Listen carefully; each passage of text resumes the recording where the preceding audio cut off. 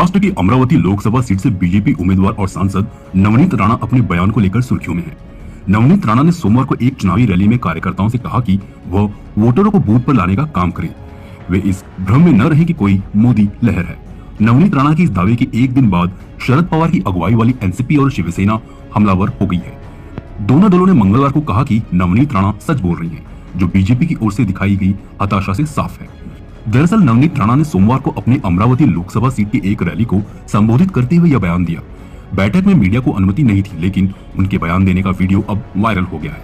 राणा ने कार्यकर्ताओं से कहा कि हमें यह चुनाव ऐसे लड़ना होगा जैसे कि यह ग्राम पंचायत चुनाव हो। हमें दोपहर 12 बजे तक सभी मतदाताओं को बूथ पर लाना होगा और उन्हें वोट देने के लिए कहना होगा। राणा ने कहा कि इस भ्रम में मत रहिए कि कोई मोदी लहर है। उन्होंने आगे कहा कि पिछले चुनाव में मोदी लहर के बावजूद मैं एक स्वतंत्र उम्मीदवार के रूप में चुनी गई थी। दरअसल नवनीत राणा ने 2019 में अविभाजित एनसीपी की ओर से समर्थित एक निर्दलीय उम्मीदवार के रूप में अमरावती सीट जीती थी और इस बार उन्हें बीजेपी ने मैदान में उतारा है। राणा के इस बयान पर विपक्षी एनसीपी और शिवसेना उनके बयान पर तुरंत हमलावर हो गए हैं।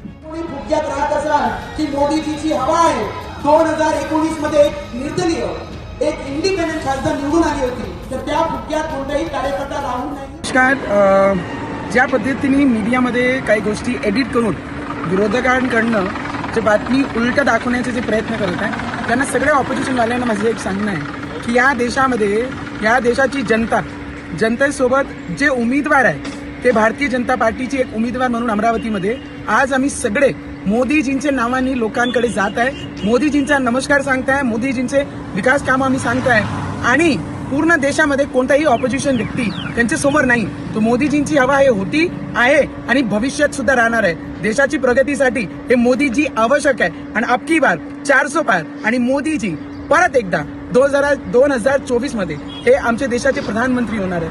त्याच्याच सोबत आमचे आदरणीय प्रदेश अध्यक्ष बावनकुळे साहेब जे आमचे नेते आहेत त्यांच्याबद्दल ना सांगताना अशा पद्धतीने एडिट करून ते विरोधक काही ना काही काम करण्याचं हा पूर्ण प्रयत्न करत आहे. मला त्यांना एकच सांगणं आहे की आमचे बावनकुळे साहेब हे आमचे नेते आहे आणि मी जे बोलली होती ते अचलपूर मतदारसंघाचे जे आमदारांनी माझ्यावर, रवीजीवर आणि माझ्या मुलांवर जे बोलले होते, मी हे शब्द त्यांच्यासाठी वापरला होता.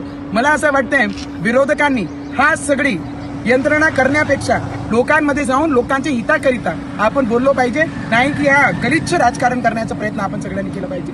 आम्ही भारतीय जनता पार्टीचे कार्यकर्ता जे उमेदवार आहे मोदीजींच्या नावाने मतं प्रत्येक ठिकाणी जाऊन मागताय की देशाच्या विकासाकरिता मोदीजींना मतदान करा, देशाच्या हिताकरिता मोदीजींना मतदान करा.